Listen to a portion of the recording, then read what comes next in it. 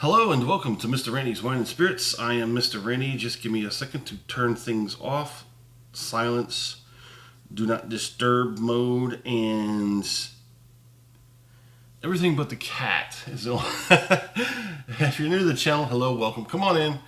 Oh boy, get comfortable, enjoy the show. All my returning viewers, you know how it goes. It goes with or without us sometimes. So today we're going to be doing a full review episode of the Lost Irish whiskey. Hold on a second. There we go. I don't know why that was messed up, but Lost Irish is six casks, finished in casks from 6 continents for maximum flavor. Move a little bit to the side here. 3 styles: grain for sweetness, malt for fruitiness, pot still for the creamy and spice. 40% alcohol by volume. It is triple distilled, as most Irish whiskeys are. And there's your cask.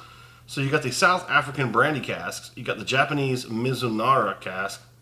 We just had a Scotch that was finished in Mizunara. It was kind of nice. Europe, you got sherry casks, and from North America, you got U.S. bourbon casks, Caribbean rum casks, and Oceania. Does the North American count as 2? So there's 7. Oceania, Australian tawny casks, and South America Colombian rum casks. So you've got your McGillicuddy there. Get lost, stay lost. Yeah, we don't need any. We'll pass. Okay, so there's the bottle review. There's the bottle. Oh, that was a weak cork pop. That was a really seriously weak cork pop. There we go. That'll do. Lost Irish. So for all my new viewers out there, I do a 3-part series in my whiskeys, wines, libations, and source reviews. Except for brews and wines, those are different than spirits. Part 1, get it home, crack it open, have my first pour, share my first impressions with you, because that's what we do. Part 2, full review time, where we're at today, drink it down to the halfway point, cork it, put it on the shelf, let it sit there for a week to 2 weeks, somewhere in that range. Hopefully we can push it as far as we can. We let it off gas, we let it, mellow out, do what it's going to do in that bottle. We go online, we get as little information as possible, and yes, we did get next, and what we got on the bottle I just talked about, that's it. That's really it. But we talk about it, I score it, continue to drink it, because part 3, it's going to be the final pour. There's, down here, thusly named. We're going to have that final pour compared to the first pour off the rip and everything in between. So, hold on a second. I need to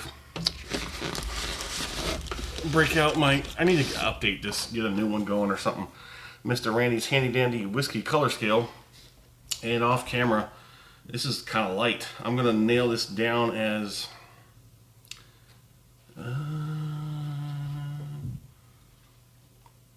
I'm going to say it's Old Gold. That's a pretty good one right there, right? Old Gold. Yeah, Old Gold.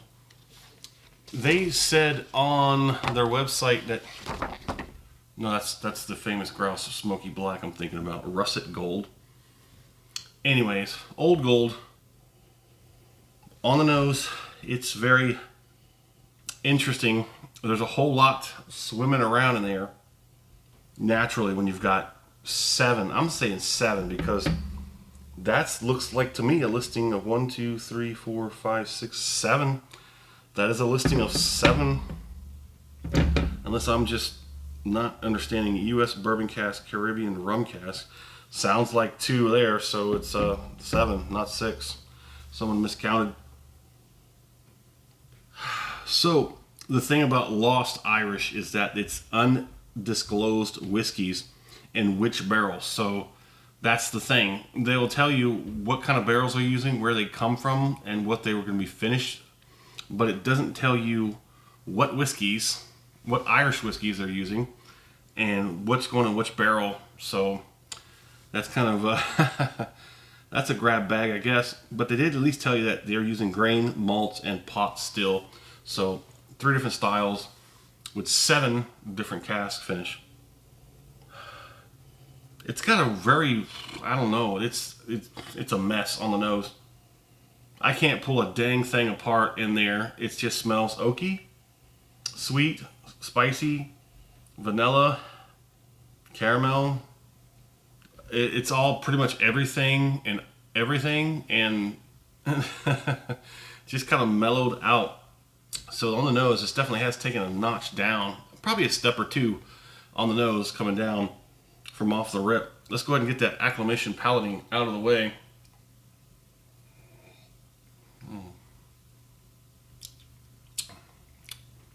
That's really soft. It's really soft. Not light, not thin. It's got some thickness to it. Viscosity, it might not show up. I'm not gonna skip that part, but I did pay $35.71 out the door for this bottle, and this is usually pushing a $40. Most places that I see online, especially in my local area, it's about a $40 out the door bottle. Online, it could be pushing up to mid 40s pretty easily. That's just on the shelf pricing as well. Keep that in mind. It is a 40% ABV. Here we go. Got some heat starting to build up in the background after everything else is gone, and I'm ready for that second palating. Let's go ahead and see what she has to say.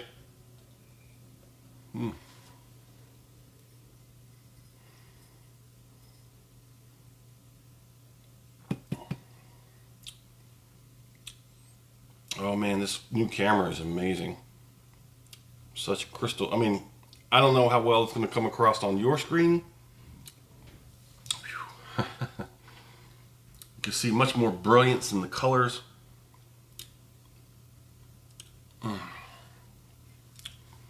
So there's a little bit of that, that, I don't want to, how to say it. I don't want to say it's sour, but it's like a sour bitterness that's now resonating clear across the palate, the tongue, the cheeks, back to the back end, back there.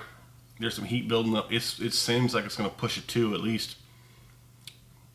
And it's definitely, I'm definitely getting that that Japanese Mizunara. I'm definitely tasting that Mizunara oak. It has a very peculiar taste to it. That Glenfadry. I did a Glenfadry, and it was the Mizunara oak finish. Now the thing about Mizunara is it's rare Japanese oak, and it's extremely difficult to work with. So if you find something that's finished in that Japanese Mizunara oak, try it. It's going to be expensive. That Glenfadry wasn't a cheap one, but it was a good one. Ooh. So now after that palate, the second palating is done, it's just like this, how can I say, it's like a sensation sitting on that back end. It's got some heat, but it also feels like a, I don't know, it feels kind of odd. Let me go ahead and, I think I can get one more before the finish. If you liked the video, go ahead and hit that thumbs up. And while you're there, go ahead and subscribe to the channel if you haven't done so already. Doing so ensures that you get these videos opened up to you as soon as I release them. So you don't have to worry about the algorithm, you know, deciding what you want to watch and what you don't want to watch. That's an interesting new character that came on the tail end of that third one. But let's go ahead and do this finish.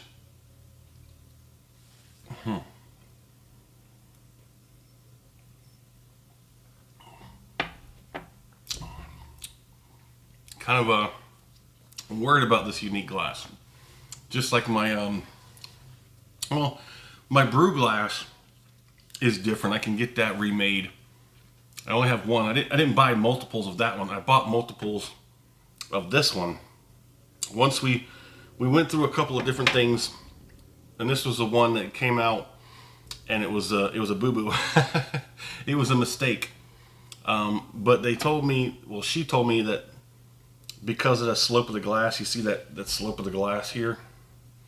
When she puts it in a machine and it laser etches it, that this slope eschews that circle. And absolutely, because in that machine's computer brain, it's a flat image.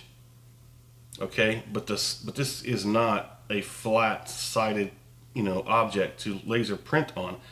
But it came across. See how this part right here is pretty standard. It's pretty like flat on that. It's curved here, but in this little area here, the text came out just fine. It's that circle. But I said, just remove the circle. I need to get it updated because I got this. I'm going to have a new one updated after this. And I'm going to get it like a professional canvas piece. And I was thinking about like some kind of illuminated sign. That would be kind of nice. But yeah, I'm kind of worried because this is like a unique piece. Probably should stop using it and put it up there like a museum piece. I've got plenty of these. I use these, and every now and then I want to break this one out and use it just because I just want to. I think it's very unique to me, and like I said, got plenty of these. Hit me up in the comment section if you want to get one of these from me. We can talk about it. See how we can get one sent out to you. So the flavor on this finish is sort of, I don't know. It's like hit and miss. Kind of really, it's hit and miss. But there's a sort of buildup of, I don't know what to call it. It's not exactly like acid reflux is the best way I can kind of give you a sort of ideology or a sort of I did that thing again where it's like I think of the word before I get a chance to say it, it just blanks on me. But you know what I'm saying. It gives you the mental imagery. You can convey it to you what I'm feeling. It's not quite. It's like a deep heat. It's not intense, but it's really like you got a lump in your throat kind of situation. But it's not a lump. It's just a sensation that it's giving me. It's got some deep heat going on here. It's not intense. It's not very high. I'd say it's probably now down to a 1.5. The flavors sort of dissipate relatively quickly. They don't hang around for long. The cheeks are probably the only thing else that's really got anything going on. But that sort of sensation that's going on the very back of the throat, it's going to hang around. It might be due to one of these types of barrels that they are cast. They finish it in. What kind of wood they might have used might have something going on with that as well. But so there's the finish. Let's talk about the score, shall we? Oh boy. So I'd probably say it's a 40 or under for most people. It's a $40 or under bottle for 40%. It is unique. It's got a lot going on, but then again, it's a mix of grain, malt, and pot still. Some people just don't really care much for that kind of blending. There's a lot going on in this bottle, and that just doesn't appeal to some people. Some people just prefer a single grain or a single malt or a single pot still, and that's just a sort of purity thing that some drinkers have. I can understand that. This is all over the place, and there's nothing particularly shining out of that except for that sensation that I'm getting in the back of the throat. And that's it. It's a unique tasting thing, and it's worth the experience. And I did look for this for several months, and then found it once while I was about an hour or so away from home one time getting a bottle of Syndicate, and saw this, and I was like, I'm not here for that. I got other things to do. Should have grabbed it back then, but oh well. Things work out in the universe, okay? The universe shakes out things, and it goes out well. So let's score it. I'm going to give this a strong 3 out of 5. I don't think there's a whole lot to be interested in this bottle except for this experience. Strong 3 out of 5. The price is okay. It's under $40. Most good Irish, decent Irish can be had for under 40. There's nothing really special. I mean, you got all this stuff going on, and it makes you think that it might be special. It's not. I mean, unless you like chaos in a bottle, yeah, that's probably just not going to be for you. My fair price for this, I would probably feel better about maybe $30 out the door. I would definitely feel better about $30 out the door for this one. Would I buy this again? No.